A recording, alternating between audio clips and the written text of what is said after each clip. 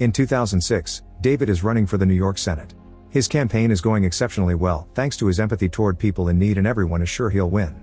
He appears on the covers of every magazine and the most popular talk shows. Unfortunately, things take a turn for the worse when a newspaper writes an article about David showing his naked rear as a prank for a college reunion, which greatly damages his reputation. David's furious reaction is watched by Harry, who receives a mysterious call and says he's working on new ideas. On the day of the election, experts predict that David will lose, and that's exactly what happens. Once again, he's being watched by Harry and his boss Richardson, who says they must put David back on track. Feeling nervous, David hides in the bathroom to try to clear his mind. While practicing his speech, he hears some noises coming from a stall. At that moment, Elise comes out, carrying her shoes and a bottle of alcohol, while explaining she's hiding from security because she crashed a wedding on a self-dare. They start chatting and quickly hit it off. Elise admits that she loved David's reunion prank, and David claims he's happy he lost because he'll have more time to himself, but Elise doesn't believe him because she can tell he loves being in a crowd. Suddenly they start kissing very passionately, as if this talk had been enough to fall for each other. The moment is interrupted by campaign manager Charlie, so Elise immediately leaves without giving David a chance to get her contact information because she must run away from the guards. Afterward, David goes out to give his speech, reading what he prepared in advance. However, he stops himself when he realizes he's just saying the usual socially acceptable words and decides his public deserves an authentic reaction. David now talks from his heart, and people quickly start loving him again.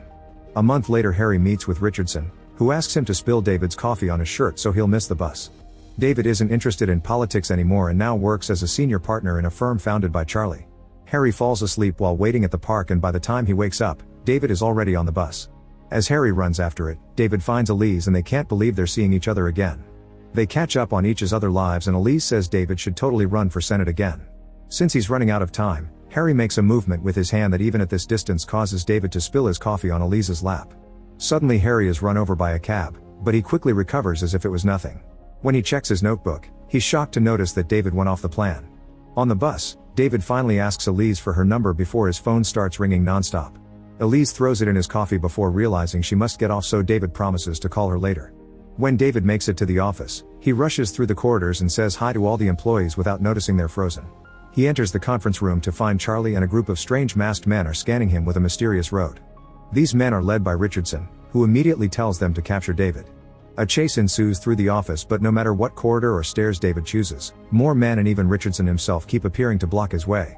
He rushes to his office and locks the doors before calling 911, but he gets no response. Then the strange men somehow open the locked doors and tackle David, holding him down on the floor while Harry puts him to sleep with chloroform. Moments later, David wakes up in an empty warehouse and hears Richardson talking to his boss on the phone. Apparently he's being scolded for failing. When he hangs up, he announces that David needs to be reset, but one of the men points out that the chairman would never authorize that. David asks for an explanation, and Richardson says he's the guy that makes sure everything goes according to plan. A wary David tries to run away, but Richardson only needs to flick his hand to bend a small piece of the floor to make him fall. The men put David back on the chair while Richardson explains he can read David's mind, which he proves by guessing what color and number he's thinking. This group of people is the Adjustment Bureau, or TAB, and David wasn't supposed to see them when they were adjusting Charlie. He was supposed to spill his coffee in the park and go back to get clean clothes to then arrive late at the office, so TAB would have been gone by the time he arrived. Each person in the world has an assigned path, and TAB adjusts it by doing little things like coffee spills and cutting the internet. Humans aren't supposed to know about TAB, so Richardson makes David promise he won't say a word to anyone. If he breaks that rule, they'll reset his brain and personality. Richardson also tells David to never see Elise again since she isn't in his path. The men take the card with Elise's number from David's pocket and Richardson burns it. Afterward, David is thrown in Charlie's office. Everyone is moving normally again, and David can't see TAB anywhere. The rest of the day he can't stop thinking about what happened, and even Charlie notices how distracted he is during a meeting. After work, David goes to a bar and tries to remember Elise's phone number. Suddenly Harry sits next to him and wonders why David is so fixated on this woman he isn't supposed to talk to. It's dangerous to discuss TAB in a bar, so they agree to meet later on a boat for privacy. There Harry explains that water prevents him from reading David's actions. He also reveals that agents can't actually read people's minds, they just study their histories and patterns so they become easy to predict. Harry advises David not to search for Elise if he doesn't want TAB going after him. 3 years later, David is on the bus when he suddenly sees Elise walking on the street. He immediately gets off and runs to catch up to her. He admits that for the last 3 years he rode the same bus every day hoping to see her. They go for a walk while David explains he lost her number and couldn't find her online because he didn't know her surname. A TAB agent immediately notices the change in David's routine and warns Richardson, who sends his men after them. Elise shares that she's a dancer in a contemporary ballet company and tells him about the show she's having tomorrow night. The duo stops at a cafe to have breakfast while Richardson watches them from afar, noticing several inflection points in Elise's path too. If they kiss, there'll be an irreparable deviation from the plan. TAB sends Charlie to interrupt the date by reminding David has a speech he can't skip. When they're about to kiss goodbye, Richardson sends Charlie a message pretending to be the TV crew, and Charlie ruins the moment by rushing his friend. Before leaving, David kisses Elise's cheek and promises to see her again. That afternoon, David announces he'll run for Senate again, while Elise receives a trick text from TAB telling her the rehearsal has changed locations. After finishing his speech, David sees Richardson watching him from afar and suspects something is wrong, so he tells Charlie to cancel all his interviews. Then he rushes to the ballet company's studio and finds it closed. David calls the company to try to ask about the rehearsal, but the call is quickly disconnected. He even borrows a random man's phone to try again, to no avail. Noticing that David is still running around the city, Richardson and his assistant appear in front of him to try to convince him to forget about Elise. David asks why he feels like this if it wasn't on his plan, but Richardson doesn't know either. A frustrated David enters a cafe to ask if anyone knows where the ballet company is, and luckily a client gives him an address. Then David tries to take a taxi, but Richardson won't let any car stop for him. David manages to run after a particular cab, but when the car stops, another vehicle crashes against it. After checking on the cab driver, David looks inside the other car only to find it empty. He calls 911, and when the cops arrive, an officer wants to take him to the station as the only witness. A wary David asks the sergeant if it's really necessary, and when she tells him they'll call him later, David turns around to find the officer gone, which means he was a TAB agent. Now David can finally take a cab and pays the driver $100 to drive while ignoring everything that may appear around them, even the stoplights. The agents run as fast as they can, using their powers to go through several buildings and lock doors. However, when they make it to the studio, it's too late. David has already seen Elise. Richardson warns him that more powerful people will come after him before going to the office to meet with his superior. It turns out that Elise and David were meant to be together a couple of times in the past decades, but the plan changed in 2005. Now the remnants of the old plans keep pushing Elise and David together. Richardson looks for Harry to inform him that it wasn't his fault after all. That night, Elise and David have a lot of fun together, racing on the streets, dancing at the club, and sharing stories from their childhoods. The couple then shares a kiss and goes home to get dirty. After they fall asleep, they're watched by Agent Thompson. The next morning, Elise receives several calls from his ex, who she hadn't talked to in a long time. She reveals she was engaged to the guy but broke up with him because she kept thinking about David. In return, David confesses that being with her is the first time he felt like himself. Since David is worried that the agents may take her away, he invites Elise to the TV station so she can watch him do his interview. When the show's done, an agent pretending to be part of the crew tells her that David will be there for hours and will call her when he's done. After she leaves, the guy pretends to guide David to his next show, only to push him into a warehouse and lock him up. Moments later, Thompson shows up and David asks him what happened to free will. Thompson explains that TAB took humanity from cavemen to the height of the Roman Empire, but then they stepped back to see how humans would do on their own. This brought the Dark Ages for 5 centuries, so TAB came back and brought the Renaissance, Enlightenment, and Scientific Revolution. In 1910 they left again, but in just 50 years humanity brought 2 world wars, the Depression, fascism, the Holocaust, and the missile crisis.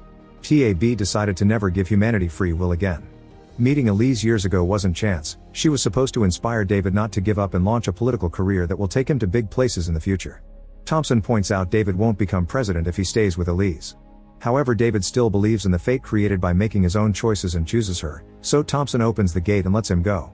David immediately rushes to the theater to watch Elise's show, and Thompson appears next to him again to explain that Elise can become the most famous dancer in the world, but if she stays with him she'll only teach dancing to kids. Thompson says the choice is David's, but on his way out he nods and makes Elise fall in the middle of her performance. Afterward, David takes a wounded Elise to the hospital.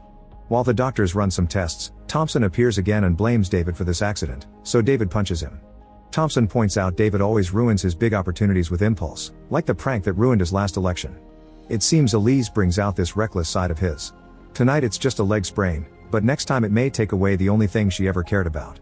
After Thompson leaves, David checks on Elise and confirms it's just a sprain, so she should be better in around a month. David then hugs her before saying he needs to make a few phone calls, but he actually leaves the hospital and doesn't contact her again. 11 months later, David is leading the popularity polls. One morning, Charlie brings him the newspaper with important news. Elise is back with her ex and they'll get married in a week. David is upset and tries to ignore it, but a few days later he's approached by Harry, who says Thompson lied about Elise bringing out his reckless side. In fact, Elise would help David feel fulfilled in life, so he wouldn't feel the need to fill his emotional void with a loving crowd and dreams of the White House. The deaths of his brother and father had been sacrifices by TAB to push David into the successful man he's today. David wants to choose Elise again, but the wedding is tomorrow. If he wants to make it in time while avoiding Thompson, he'll need Harry to teach him how to teleport through doors like agents do. Harry advises him to always turn the doorknob clockwise and explains that doors are never locked when they're wearing their special hat. They take a random door and appear at a museum, followed by the pumping station. Harry asks David to wait before turning the doorknob counterclockwise, which lets him meet with other agents.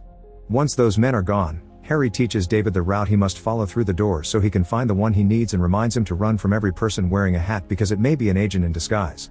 The duo studies all night, and in the morning Harry gives David his hat, wishing him good luck. As soon as David starts crossing doors and running under the rain, TAB loses track of him and sends out a team to find him. Moving as fast as possible, David dodges traffic but ends up crashing against people when he reaches the courthouse. The groom is already waiting for his turn but worries because Elise hasn't shown up yet.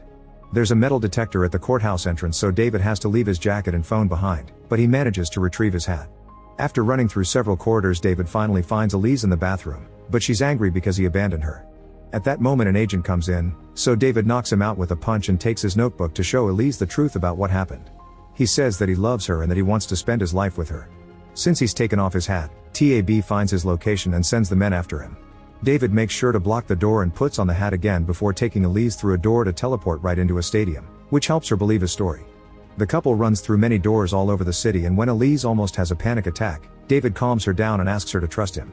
As the agents begin chasing after them, the duo goes through another door and Elise freezes in front of the Statue of Liberty. David gives her more details about what's going on and lets her choose if she wants to come with him or leave him to never see him again. Elise chooses to go with him and they turn the door counterclockwise, which takes them to TAB headquarters. A few agents try to stop them, but David pushes them off before crossing another door and taking the stairs. With the agents still coming after them, they run through endless corridors, rooms, and more stairs until they make it to the roof. At that moment the agents surround them, so Elise and David say "I love you" to each other and share a passionate kiss, which causes all the men except for Thompson to disappear.